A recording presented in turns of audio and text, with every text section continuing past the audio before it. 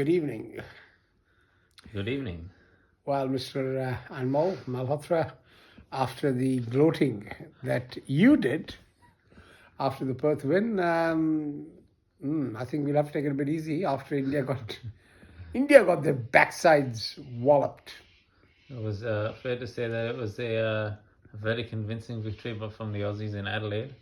Right back after that first test, where if you noticed in Perth, it looked like India had all the momentum going with them.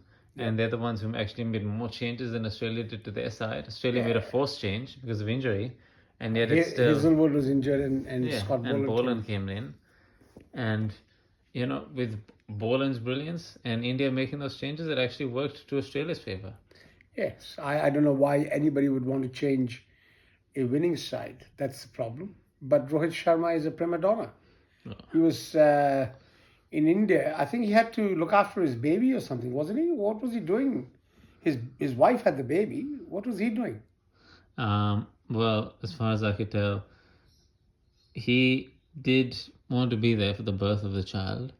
I haven't read a whole lot about it yet, but also, then why was he brought back? What was his he is the captain. He is the captain of the team, and as captain of the team, you naturally think he's going to be brought back into the team. Right. But India had other changes as well. They brought in Ashwin, who batted and bowled well. That was a bad move.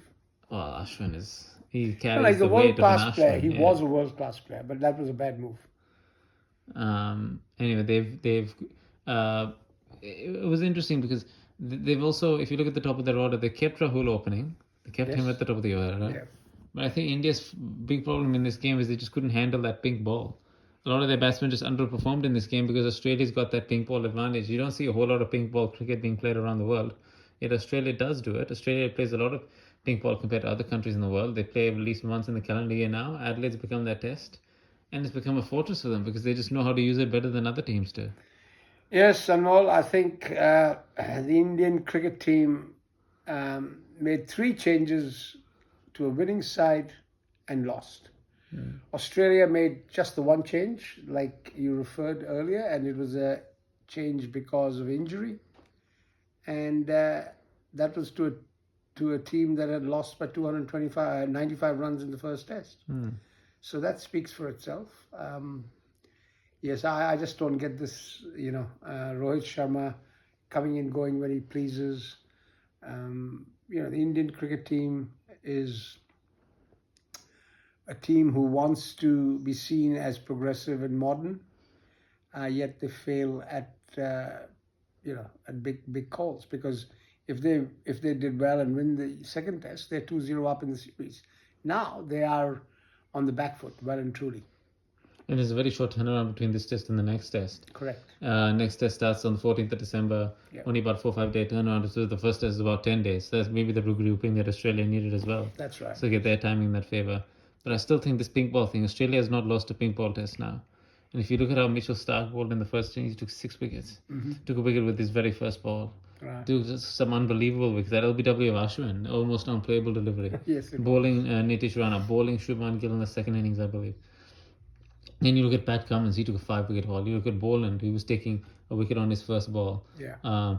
He took multiple wickets. Like, it's just, they were fearless in this match. Yes, they were. And they know how to use that pink ball, and they bowled India out cheaply. And then when India had their chance to bowl Australia out cheaply, you give credit to, McSweeney, you give credit to Labuschagne. They held out that night. They batted that night. Yeah, they did really well. Yeah, playing a second test match. Yeah. When India had the opportunities, when they really needed to strike, they got 1 wicket that night. That's it. And then Travis Head made that magnificent 140. And what about that, the difference between, I think you pointed it out to me when we were watching the New Zealand England test match. Joe Root gets a century, gets out, and the New Zealand players come up and congratulate him on an innings well played.